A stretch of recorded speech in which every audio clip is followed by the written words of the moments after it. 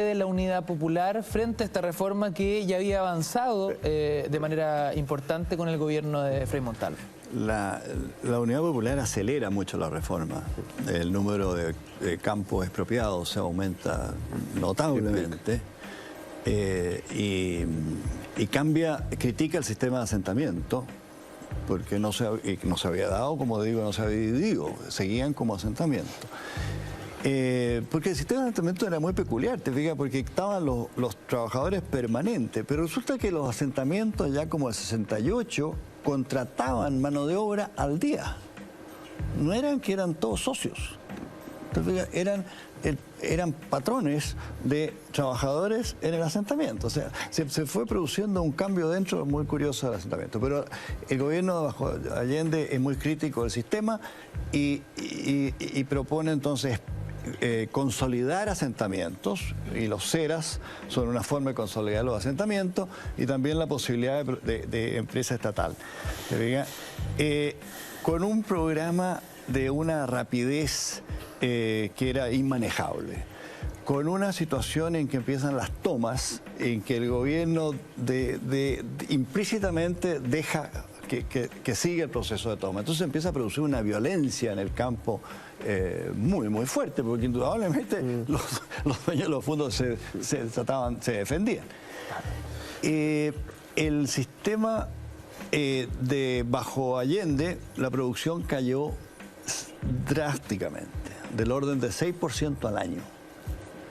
Bajo Frei no subió el 4%. Yo tengo las cifras. Yo también las tengo. Pero, antes de Frei, no Alessandri, pero antes habían las mismas cifras de Frei. Pero en todo caso, bajo Allende ya fue un desastre. Cristóbal, ¿qué comienza a suceder en torno a esta verdadera efervescencia campesina, ¿no? Porque cuando uno llega al factor humano, entiendo el volumen aplastante de votos en el Congreso, pero ¿qué sucede cuando en la práctica una nueva reforma le quita las tierras a quien es propietario y su familia y sus antepasados? Históricamente, digamos, hay una ley que indica que usted tiene que pasarnos este gran pedazo de su propiedad. ¿Qué sucede ahí en ese choque, no? Mira, yo creo que hay varias cosas que hay que mencionar acá. Yo discrepo un poco con don Rafael en algunas cosas. Yo creo que sí había una división más o menos grande en la democracia cristiana, porque finalmente, claro, es verdad, la gente que se fue al MAPU después, sí, estaba de acuerdo con que también había que hacer una reforma agraria, pero la pregunta es cómo hacerla. Porque lo conversábamos fuera de pantalla en algún momento, claro, distinto era como lo proponía la Cora, que estaba más cercano a la línea de Frei.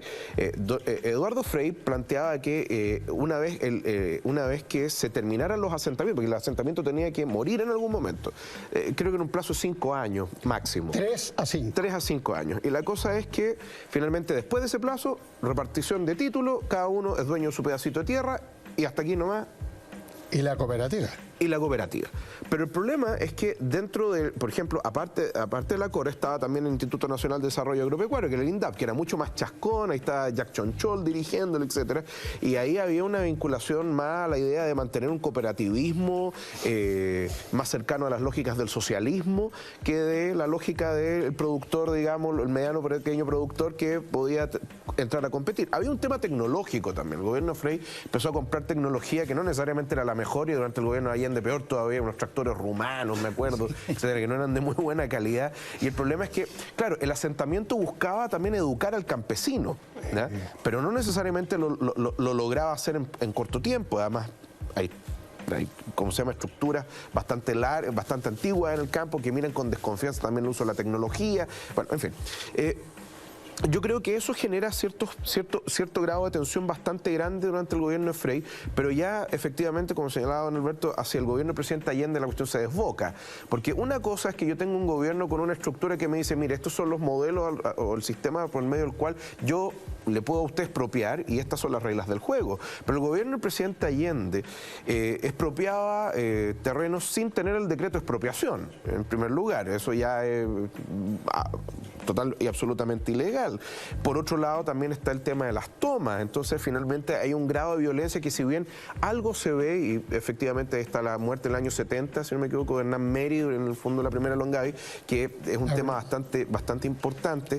Mártir de la reforma. Claro, ya durante durante el gobierno del presidente Allende los actos de violencia son mucho más comunes, donde la policía tampoco podía hacer mucho para desalojar los fondos. Cristóbal, dame un segundo, hacemos un breve alto y seguimos hablando sobre la reforma agraria. Ya estamos en la Unidad Popular, en este recorrido y proceso histórico. El hashtag es Cultura Verdadera, el @Mentira la Red, nuestra cuenta en Twitter para tus preguntas y comentarios. Vamos y regresamos en breves minutos.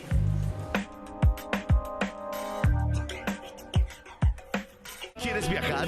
Aprovecha el Hot USA de Despegar.com. Compra muy barato tu vuelo, hotel y paquete y paga en muchas cuotas sin interés. Aprovecha y viaja con Despegar.com. Despegar.com. Viajar es posible. Si eres un prepago ganador, ahora tienes más redes sociales y aplicaciones sin descontar megas. Entonces sube todas las selfies que quieras. Sí, cualquiera. Si es comida, un filtro y se sube a Instagram. En Twitter, tuitea como un loquillo. Y WhatsAppea todo lo que quieras. Ah, pero el chat del colegio no es para vender nueces. Ah, ¿no? No. Si eres un prepago ganador, ahora tus bolsas desde 2.500 pesos tienen más redes sociales y aplicaciones sin descontar megas. Y si no eres cliente, pórtate en julio y obtén además 2x1 en recargas hasta fin de año. Movistar. Los productos Minuto Verde son 100% naturales. No tienen aditivos ni preservantes y no les agregamos